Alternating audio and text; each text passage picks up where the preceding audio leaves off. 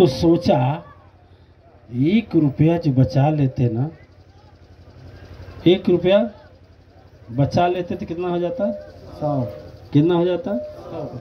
जो आदमी सुबह जाता था काम करने के लिए ना, तो बेहिचक जाता था, बिना चिंता के जाता था, भजन करने जाता था, मगन होकर जाता था, खुश होकर जाता था।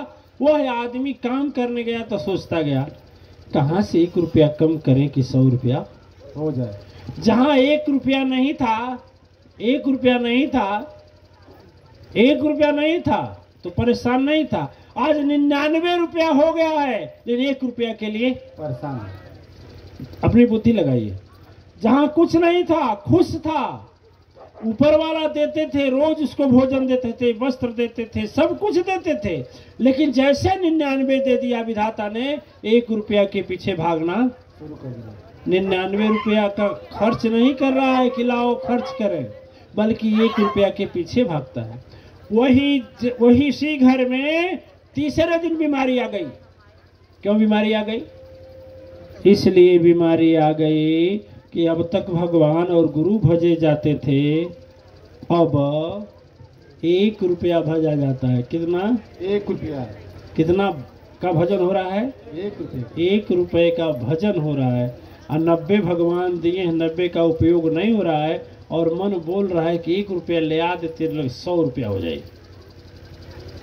मन बोल रहा है कि 1 रुपया ला दो, तेरे पास 100 रुपया हो जाएगा। उसी दिन से भजन बंद हो गया। लोग इकट्ठा होते थे तो सब्जी में कम किया जाए कि आटे में कम किया जाए कि दाल में कम किया जाए कि 1 रुपया कम हो। आज जब 1 रुपया हुआ तो सोचा 100 हो गया। अब 1 रुपया और मिलता तो हमको कितना हो जाता? 100। 101 हो गया तो कितना हो जाए? 102 जब हो गया तो विधाता कहे अब इसको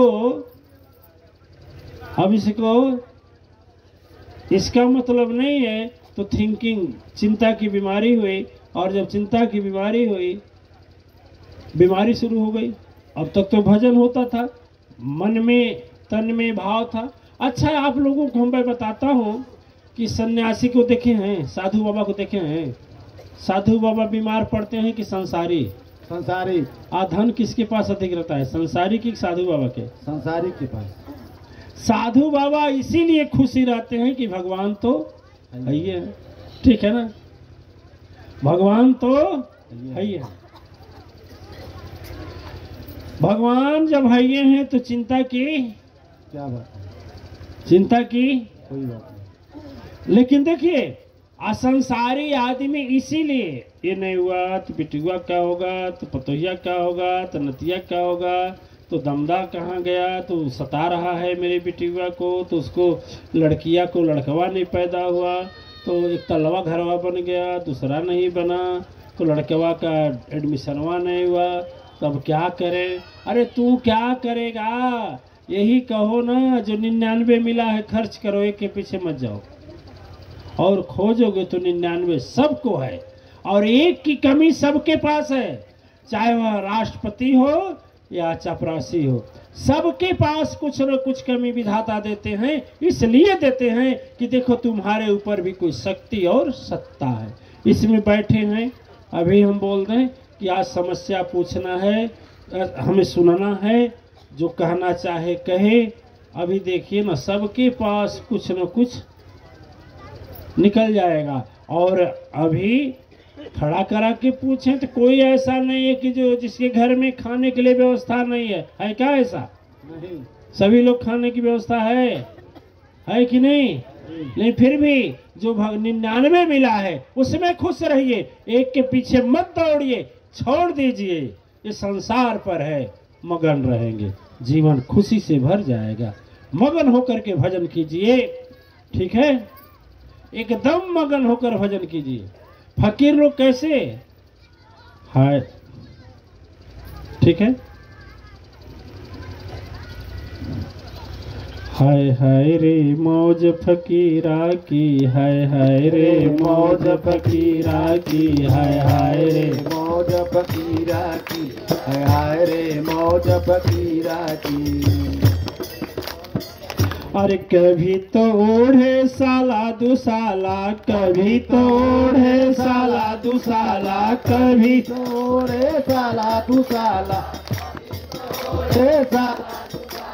अरे कभी गुदड़ी कभी कथरिया नीरा की, हाय रे मौज फकीरा की, हाय रे।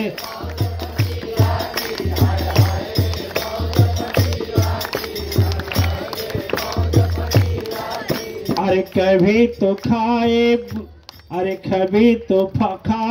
पूड़ी मलाई, कभी तो खाए पूड़ी मलाई, कभी पूरी मलाई। अरे कभी खावे जीवन चैन चबेना की, हाय रे मौज फकीर।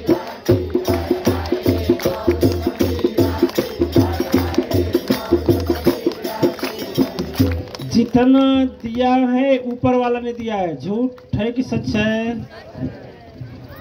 आदमी अपने बुद्धि से पाता ना तो जन्म लेते ही पा जाता, क्यों? संघर्ष करके पाता है। और देखते हैं आप लोगों के जीवन में घटना होगी कि करोड़पति गरीब हो गए और गरीब करोड़पति हो गए, है दिमाग में?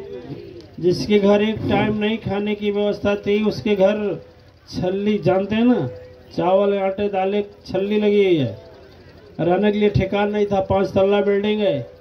हुआ है कि नहीं हुआ है? अब ये बताइए, आदमी तो वही है, यदि आदमी बढ़ता तो वही पहले बढ़ने गया होता।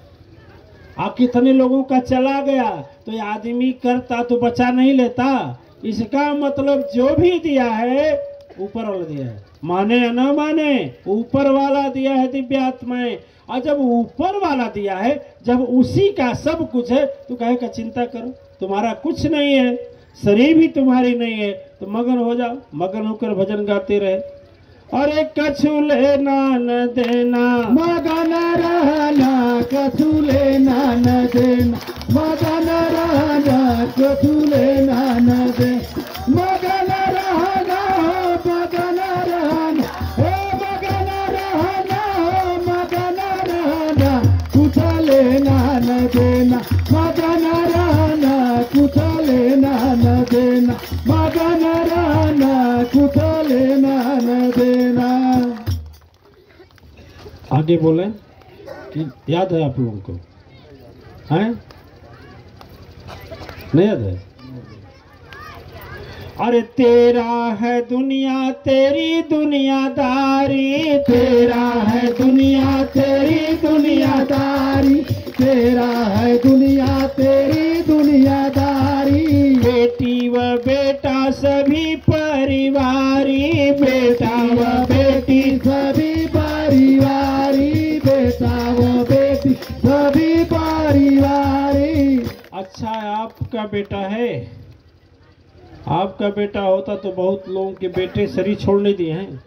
इसमें बहुत से लोग बैठे होंगे जिनके बच्चे मरे होंगे, नहीं मरे हैं। तो यदि आपका रहता तो बच्चा नहीं लेते, तो आपका नहीं ना। वह दिए हैं, कितना दिन के लिए दिए हैं उन्हीं को मालूम है ना। बोले झूठ या सच? धन भी कितना दिन के लिए दिए हैं, झूठ या सच?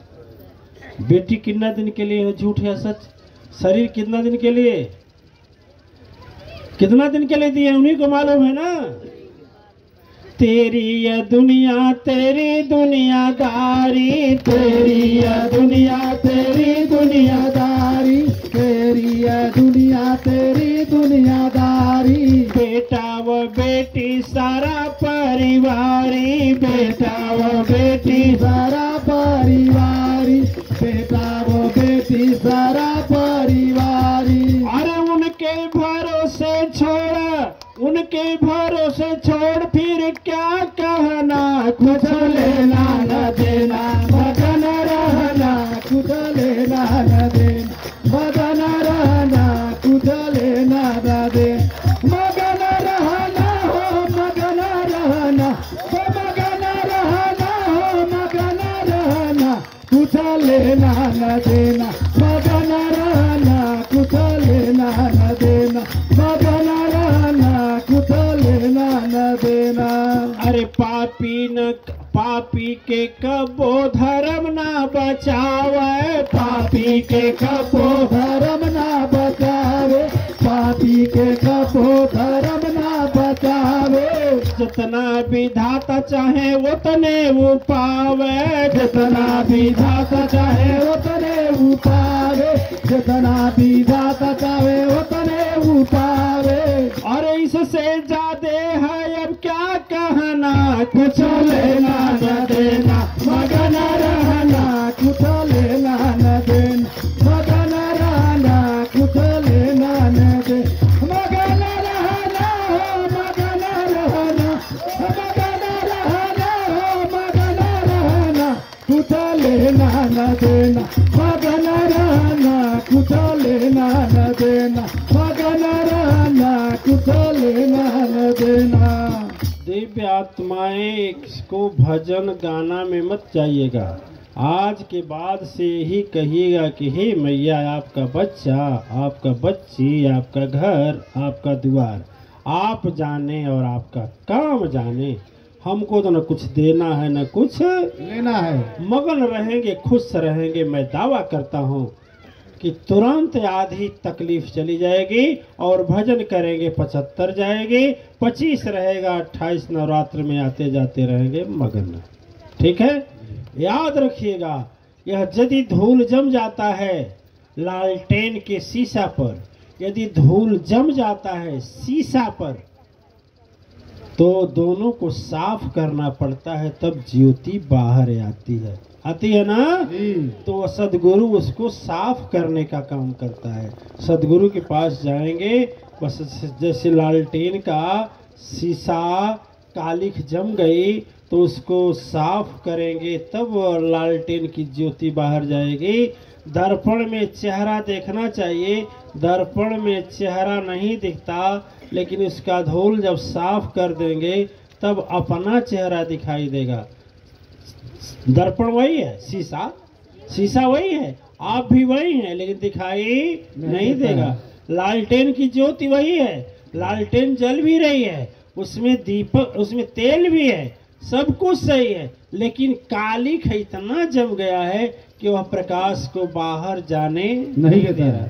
यह मन संसार के अतरंग में घूमते घूमते इतना दुख और विपत्ति का जाल का कालिख तैयार कर लेता है कि उसको सदगुरु क्या करते हैं, झाड़ देते हैं, साफ कर देते हैं, फिर चमक और दमक जाता है। ठीक है, इसलिए सदगुरु के यहाँ जाना जरूरी है, सदगुरु की वाणी सुनना जरूरी। बोलिए साचे दरबार की जय, सदगुरु अम्बे अवतार की जय। चलिए दिव्य आत्माएं, बहुत अच्छा आप लोगों के साथ सत्संग करके हमें बहुत खुशी हुई।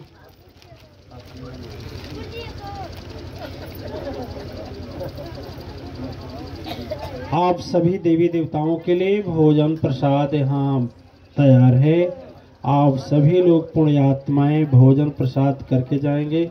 हमें तो बहुत दूर जाना है ना, बड़ा खड़बड़ा रास्ता है, बड़ा गड़बड़ा रास्ता है। आप कुछ लोग इच्छे कि अभी जाएंगे, यही भोजन करेंगे, चुपचाप सो जाएंगे। हमें तो बहुत दूर जाएंगे, हमें दूर जाना है। ठीक है ना, चलिए आप सब लोगों को बता कर दिए हैं 10 तारीख को तो आप जो सदगुरु अवतरण दिवस है मातेश्वरी परिवार का जी, सदगुरु का अवतरण दिवस है, तो उस दिन तो भेंट हो चाहे ना हो, तो 28 को तो होगी।